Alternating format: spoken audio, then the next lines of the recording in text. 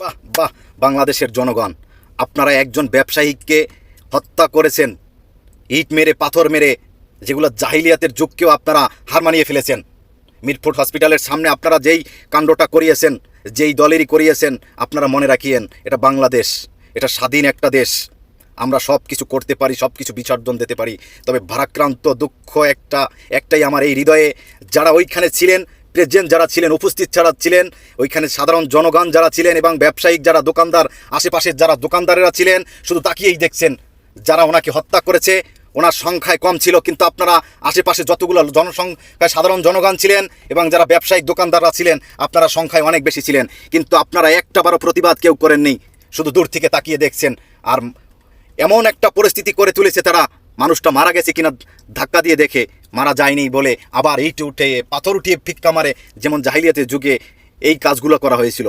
আমি একজন প্রবাসী বাংলাদেশি হিসেবে বলতে চাচ্ছি, বাংলাদেশের সাধারণ জনগণ, আপনারা একটু সুস্থ মস্তিষ্কে ভেবে দেখবেন, সুস্থ মস্তিষ্কে একটু ভেবে দেখবেন এগুলো কারা করছে, কোন দলীয় লোকেরা করছে।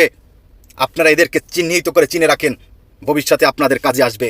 কারণ বাংলাদেশের মানুষ একটা স্বাধীন রাষ্ট্র চায়, যেখানে থাকবে না জয় ঝামেলা, হিংসা বিদ্বেষ, সবাই একে অপরকে ভালোবাসা থাকবে, এটা হচ্ছে বাংলাদেশের মানুষ চায়।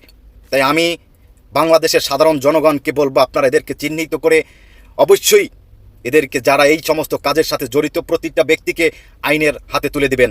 আর প্রশাসনিক যত ভাই ব্রাদার আছেন, আমি বিশেষ করে পুলিশ কর্মকর্তাদেরকে বলতে চাচ্ছি, আমরা প্রবাসী হিসেবে, আমি ব্যক্তিগত রাসেল আমার মতবাদ প্রকাশ করছি পুলিশ ভাই আপনাদের কাছে।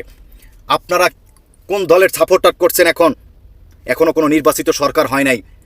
আপনারা কি ভেবে নিয়েছেন বড় দল যারা তারাই ক্ষমতায় আসবে? তাইলে অবশ্যই আপনারা ভুল করেছেন। পুলিশ ভাইয়েরা, আপনারা আপনাদের সঠিক দায়িত্বটা পালন করিয়েন। কারণ সাধারণ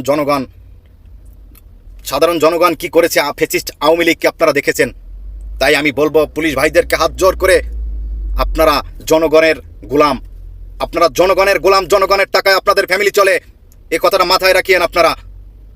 আমি ব্যক্তিগত হিসেবে দুঃখ প্রকাশ করেছি, বাংলাদেশে আমি এভাবে এই পরিস্থিতি দু চোখে দেখতে হবে আওয়ামী লীগ পতন হবার পর, এটা আসলে আমি কখনো ব্যক্তিগত হিসেবে কল্পনা করিনি। আমি সকল জনগণকে বলবো, আপনারা ঐক্যবদ্ধ হন এবং এদের বিরুদ্ধে লড়াই গড়ে তুলুন।